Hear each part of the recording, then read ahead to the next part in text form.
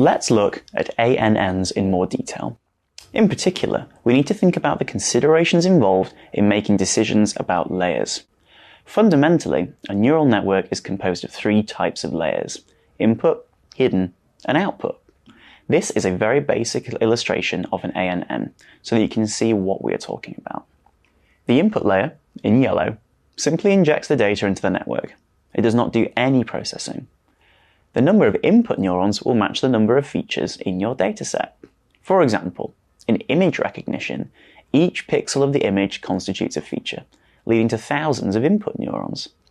Hidden layers, in blue, contain the network's computational power.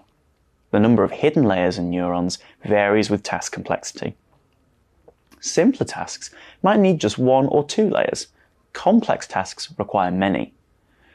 Each hidden layer transforms data through weighted calculations and activation functions. The choice of activation function can significantly impact the network's performance and the type of patterns it can recognize.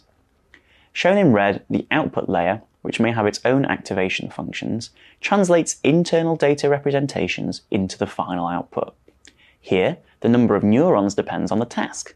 One neuron for binary classification, multiple neurons for a multi-class output. In a neural network, each hidden and output neuron also has a bias input. This can be tuned, helping a neuron to activate even if the values of its main input are low, allowing the network to learn patterns more effectively. For a linear classification task, a perceptron provides the simplest neural network architecture. No hidden layers, each input connects to the output, and the network makes decisions based on a weighted sum of inputs that is passed through an activation function, which takes the form of a step or sigmoid function.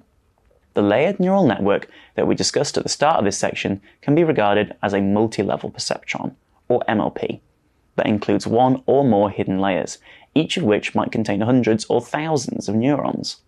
As we have already indicated, the precise depth and width of the network will depend on the problem's complexity and the amount of training data available, with initial decisions often based on experience of what works.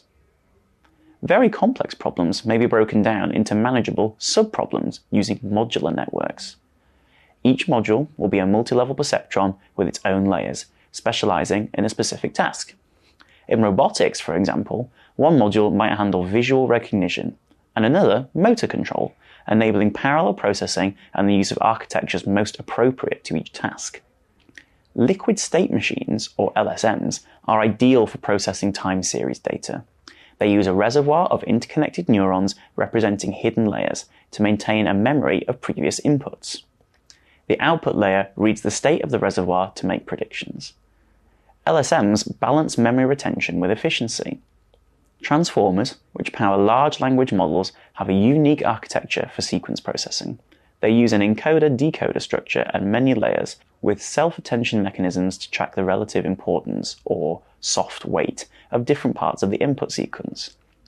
Transformer models like GPT-3, which has 96 layers, seek to balance accuracy with computational cost. Deciding how many layers to include in your model may at first feel a bit like witchcraft, but as you become more experienced, you will find the decisions become more intuitive. We're going to give you plenty of opportunity to explore.